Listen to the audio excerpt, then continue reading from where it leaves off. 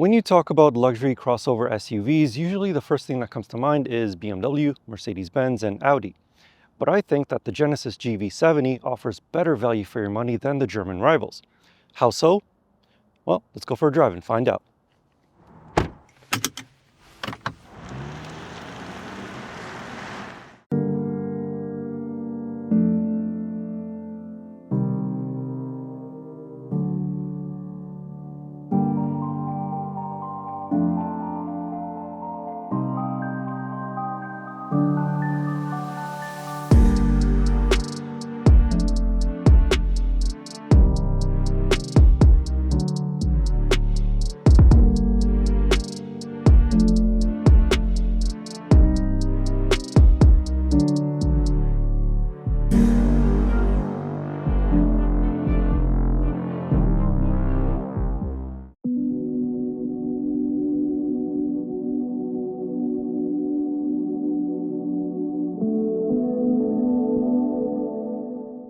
Like the German rivals, the GV70 has a couple of different engines to choose from.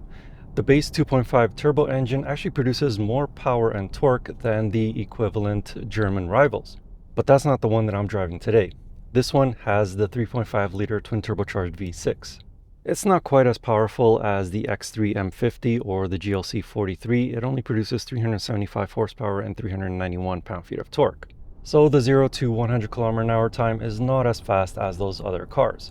But the power of this engine is still more than enough to get the GV70 up to speed at a very quick pace, and of course it is more than enough power to get you into trouble with the police. Both engines are paired with an 8-speed automatic transmission which shifts gears very smoothly. There are paddle shifters to take over control if you want to. However, this transmission is not quite as responsive as the ZF 8-speed in the BMW X3 M50, even if you switch the car into the Sport Plus mode. However, there are two areas of the powertrain where this GV70 doesn't do quite as well as the German rivals. Firstly, it's not available with a plug-in hybrid option. And secondly, the engines are not as efficient as the German cars. Neither engine is equipped with a 48-volt mild hybrid system. So this V6 is rated for 13.1 liters per 100 kilometers in a city and 9.4 liters per 100 kilometers on a highway. I've been averaging 11.2 liters per 100 kilometers, so right in between what it's rated for, but still not as good as the X3 M50 or the GLC 43, for example. But what if you don't want to pay for fuel at all? Well, you can get the electric version of the Genesis GV70. Of course, the German rivals also have electric versions of their vehicles, but the BMW and the Mercedes are not available here in North America until sometime in 2026. And the electric version of the Q5 is actually called the Q6 e-tron. I previously did a review on that one if you're interested. But getting back to this GV70 Electrified, it produces a very healthy 429 horsepower and 516 pound-feet of torque. That is most of the time. It does have a boost function, which gives you up to 483 horsepower for 10 seconds at a time. With the boost function, this puts the Genesis GV70 in pretty much the same ballpark power figure as the Audi SQ6 e-tron. I know it's a little bit less power than the SQ6, but it's pretty close. Like many electric vehicles, the EV version of the GV70 has smooth and rapid acceleration. It has a few different drive modes to choose from. Eco gives you the maximum amount of range, Comfort is the everyday drive mode, and Sport gives you sharper response. The GV70 Electric has an 84 kilowatt hour battery pack, and it's good enough for a rated 402 kilometers of driving range. However, if you are gentle on the throttle and you don't accelerate too hard everywhere that you go, you can probably squeeze a little bit more range out of that battery. Every time that I recharged the GV70 Electric up to 100%, it was estimating that it could drive for almost 450 kilometers. And speaking of recharging, you can take this car to a Tesla supercharging station because it has the NACS plug. It also uses an 800 volt architecture, so that means from 10% to 80% at 350 kilowatts will take just about 18 minutes. The electric GV70 also recoups some energy through regenerative braking. It has 4 different levels which can be adjusted through the steering wheel mounted paddles. Level 0 provides no regen braking, while level 4 provides one pedal driving. Genesis calls this the I pedal. There's also an auto regen mode, which uses various sensors to automatically adjust the amount of regenerative force to provide. As for the physical brakes, both cars rely on 4-piston fixed calipers on the front axle to provide the bulk of the stopping force. The brake pedal can be set to 2 different modes, Comfort and Sport. Sport mode may be a tad too sensitive for some for daily use, while Comfort feels just fine for daily commutes. Around twists and turns, the GV70 is an athletic crossover SUV. Whether it's equipped with the 4-cylinder or the V6, it comes with all-wheel drive. This is a rear-biased all-wheel drive system which gives the GV70 that sporty driving characteristic.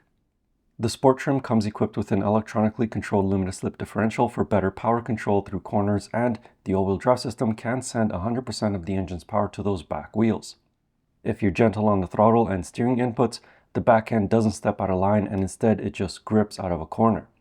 Body roll is well controlled by the adaptive dampers in the Sport Plus mode, but without giving you a harsh ride. With the addition of the big battery pack, the electrified Genesis GV70 is significantly heavier than the gasoline-only version. With that being said, the adaptive dampers do a great job of resisting body roll through corners while in the sport mode. However, if you push too hard into the twisties, then this heavy SUV will understeer. Additionally, there is a little bit of torque steer as the car exits a corner. That is, the front wheels slightly tugging to the left or right under hard acceleration, thus dictating the car's direction. It's not too extreme like a 2000s hot hatch, but you should be mindful of it. Overall though, this version of the GV70 still feels a little on the sporty side, but it has lost some of the agility of the gasoline-only GV70, which is to be expected of a heavier SUV.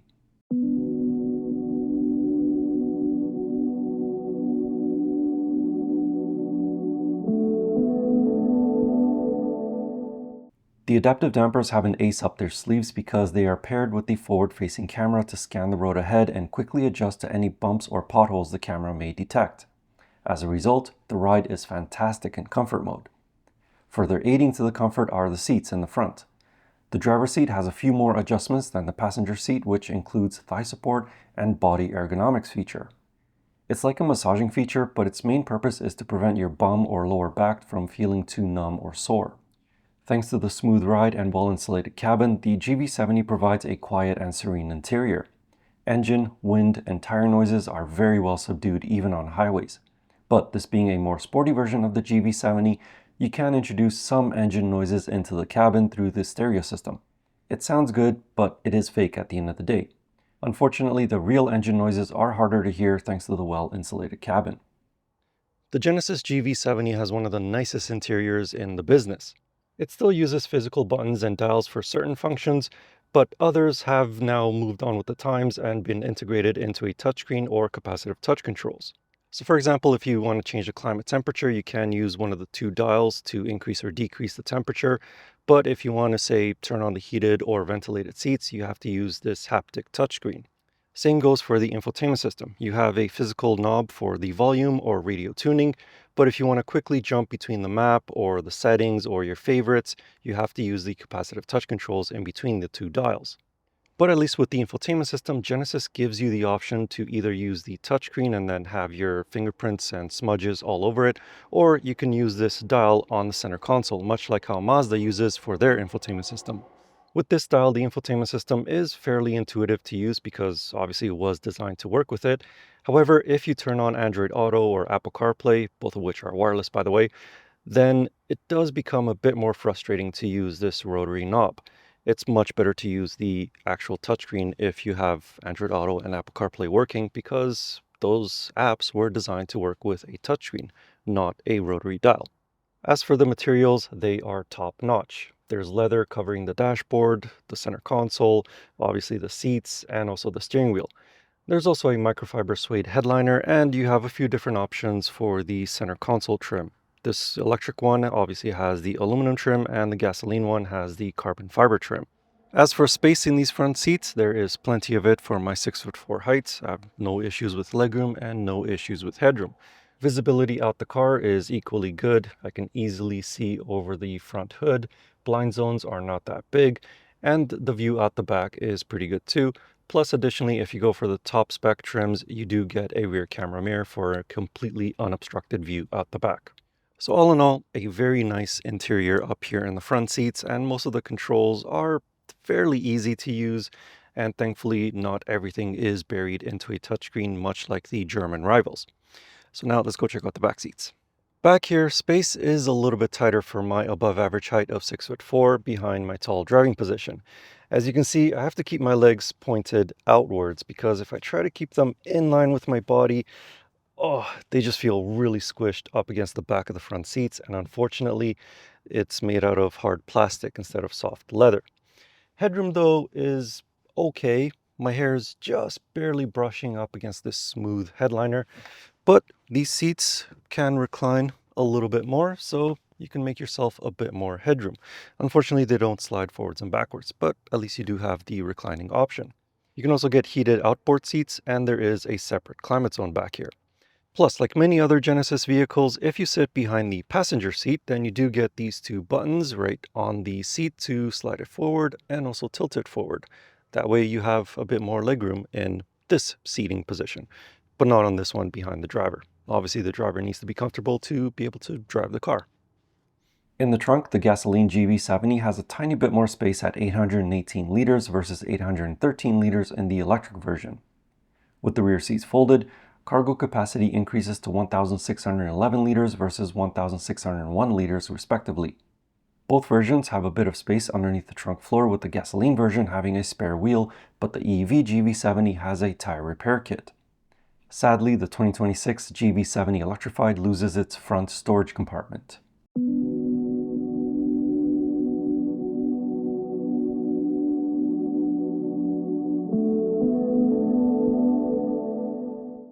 The Genesis GV70 does have a starting price that is a little bit more expensive than the German rivals, at least for the gasoline version. For the electric version, the only car I can compare it against is the Q6 e-tron, and the starting price is pretty much the same.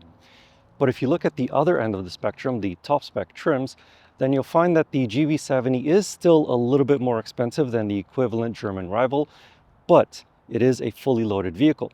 The only options that you have is basically the choice of colors. Whereas with the German cars, you do have to add on a few other packages and options if you want things like ventilated seats or a head-up display and so on.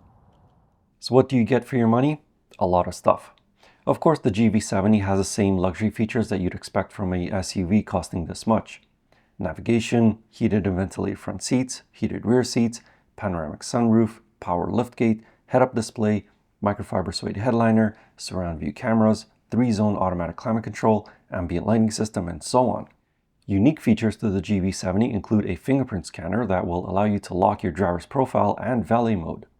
There's also highway driving assist, which is a smart adaptive cruise control which also integrates lane centering and automatic lane changes. You can also adjust the characteristics of the adaptive cruise control. You can have it accelerate more quickly or more smoothly up to your desired speed. But the most significant change to the 2026 Genesis GV70 is its exterior styling. The front and rear fascias have been given a different style from the previous model years. Sadly, the rear of the GV70 no longer has the unique exhaust pipes that one could easily distinguish the 4-cylinder engine from the V6. Now it's only the V6 that flaunts the exhaust pipes, while the 4-cylinder version has hidden exhaust pipes. To the side, the GV70 receives some updated wheels with 2 stripes next to each spoke. Overall though, the GV70 still has an elegant yet sporty design. As for the reliability of the Genesis GV70, well, I can't really comment too much about it because I only get these cars for 1 week at a time, and in that time, nothing has gone wrong with either of them. But you do get a 5-year, 100,000 kilometer new vehicle and powertrain warranty. But better yet, in the United States, the powertrain warranty on the gasoline version is 10 years or 100,000 miles. That should give you some really good peace of mind. For the electric version, the electrical components and the hybrid battery are covered for 8 years or 160,000 kilometers. Better yet, Genesis vehicles come with a valet service. So when it's time to take the car for a service, Genesis will pick it up for you and provide a vehicle for you until your car has had its service done. So as I said at the start of the video, the GV70 is better value for your money than the German rivals, and hopefully this video proves that to you. If you don't agree with me, that's totally fine. It's your opinion. And everything that I've said about the GV70 is my opinion. I'm not getting paid by Genesis or Hyundai. It's just what I think of the car. And I do know that the Genesis badge doesn't quite carry the same level of prestige as BMW, Mercedes-Benz, or Audi, but Are you really willing to forego a better value for your money vehicle over a badge? I wouldn't. And this is the reason why I gave this car my 2021 Car of the Year award. It really is that good. And if you'd like to know more about this GV70 gasoline and the electric version, I have a more detailed written review of them over on my website. You can find that link in the video description or click on the pop-up banner right up here. And as always, I will see you in the next car, truck, or most likely another SUV. Anyway, thank you for watching. I hope you enjoyed the video and see you in the next one.